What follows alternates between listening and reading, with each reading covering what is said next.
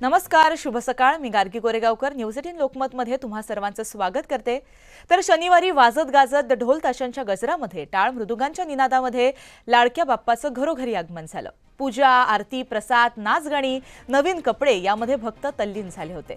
मात्र 1.5 दिवसाच्या पाहुणचारानंतर लाडक्या बाप्पाला साश्रू नयनांनी निरोप देण्यात आला. आपल्या 1.5 दिवसाच्या लाडक्या बाप्पाला निरोप द्यावा लागणार असल्याची हुरहुर भक्तांसह चिमुकल्याच्या चेहऱ्यावर बघायला मिळाली. गणपती बाप्पा मोरया, पुढच्या वर्षी लवकर या, लाडू मोदक घेऊन या अशा घोषणा देत बाप्पाला निरोप देण्यात आला.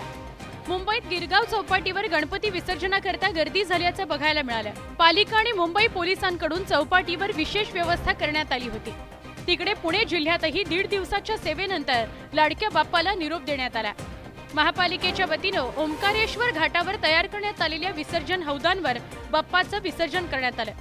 तिकडे देहूनगर पंचायतीच्या वतीनं उभारण्यात आलेल्या विसर्जन कुंडावर बाप्पाचं विसर्जन करण्यात आलं. सिंधुदुर्गमध्ये गावातील नदीवर बाप्पाची विधिवत आरती करून विसर्जन करण्यात आलं. यावेळी भाविकांनी साश्रू नयनांनी बाप्पाला निरोप दिला. तर रत्नागिरीच्या दापोलीमध्ये देखील 1.5 दिवसाच्या बाप्पांची विधिवत पूजा अर्चना करण्यात आली. नद्यांवर आणि कृत्रिम कुंडात बाप्पाचं विसर्जन करण्यात आलं. देशभरात धूमधडाक्यामध्ये गणेशोत्सवाला सुरुवात झाली आहे. सर्वत्र उत्साहाचं आणि भक्तिमय वातावरण पाहायला मिळत आहे. या गणेशोत्सवाच्या काळामध्ये लोक मोठ्या प्रमाणात गणरायाच्या दानपेटीमध्ये दान अर्पण करत असतात. अशातच पहिल्या दिवशी लालबागच्या राजाला गणेश भक्तांनी अर्पण केलेल्या दानाची मोजदाद सुरू झाली. सर्वप्रथम लालबागच्या राजाला गणेश भक्तांनी दान केलेल्या रोख रुपयांची मोजदाद करण्यात आली. त्यानंतर लालबागच्या राजाला गणेश भक्तांनी सोनं आणि चांदीचे दागिने अर्पण केलेले, त्यांची मोजदाद करण्यात आली.